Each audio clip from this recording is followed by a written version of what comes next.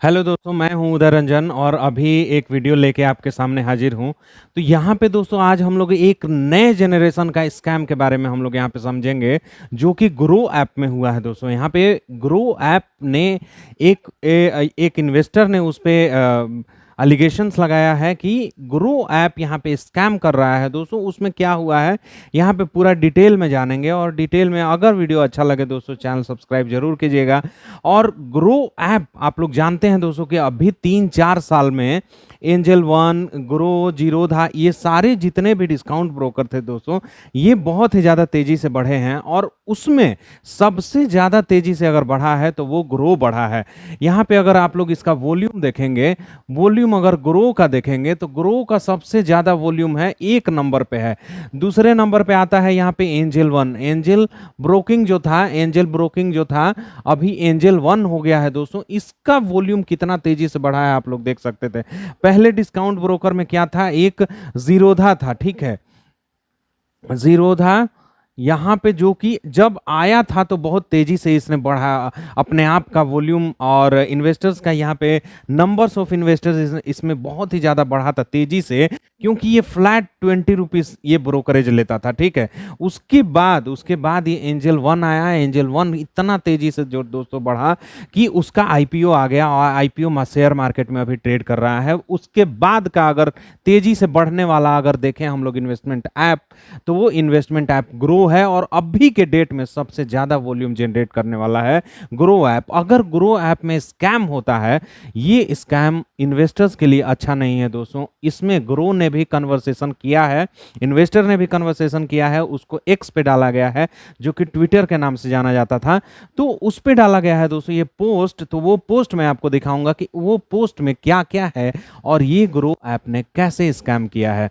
तो आइए यहाँ पे समझते हैं। सबसे पहला बात तो यहाँ पे ये देखिए, ये वाला जो लगा हुआ है आप लोग इसको पढ़ सकते हैं। Grow recently face several criticism from social media after the investor alleged that the fintech platform deducted money but not invested in a mutual fund scheme. यहाँ पे देखिए क्या हुआ है कि ग्रो यहाँ पे एक एक इन्वेस्टर हैं, जो कि इन्वेस्टर हैं यहाँ पे आप लोग देख सकते हैं कि हरेंद्र प्रताप सिंह हैं।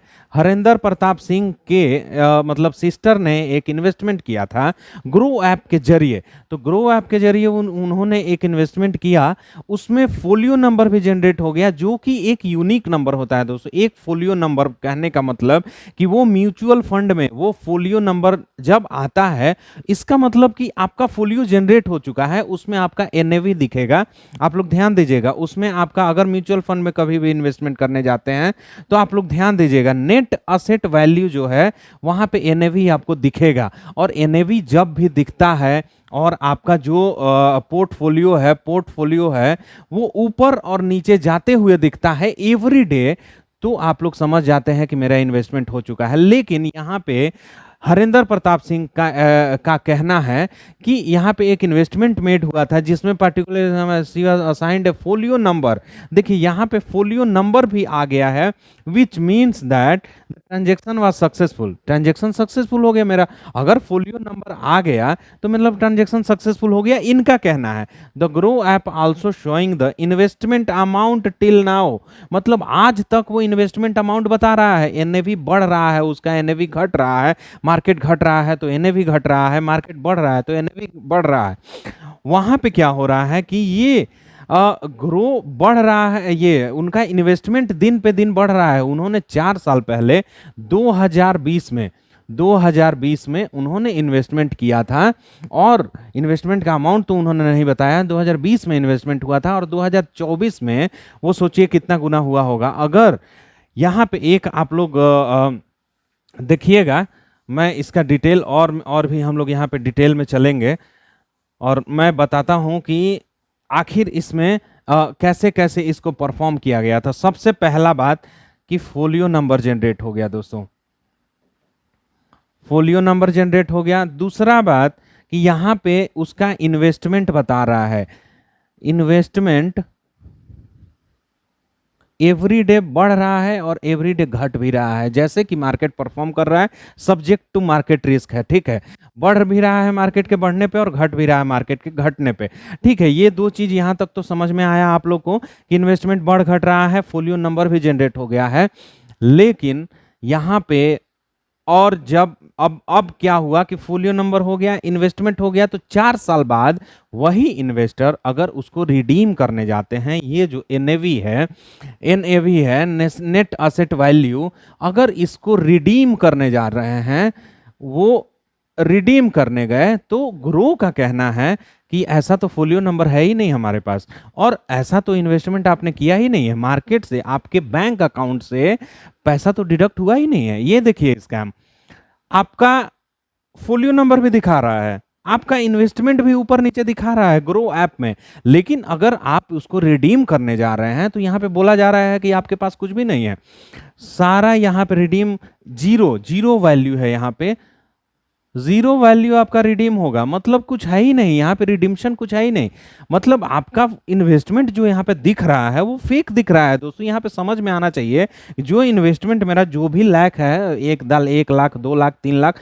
जो भी है, वो आपका इन्वेस्टमेंट एक्चुअल है ही नहीं, वो तो बस यहाँ पे दिख रहा था, फोलियो नंबर भी जनरेट हो गया था, वो वहाँ पे फेक दिख रहा था सिर्फ आपको। अगर आप इसको रिडीम करना चाहेंगे तो वो रिडीम नहीं होगा, ऐसा ग्रो का कहना था, ठीक है। फिर इन्होंने क्या किया कि इन्होंने एक्स पोस्ट पे डाल दिया, ठीक है, इन्होंने ट्विटर पे डाल दिया, ठीक है, एक्स पे डाल दिया, और ये जो हैं फिनटेक प्लेटफॉर्म के हैं, तो फिनटेक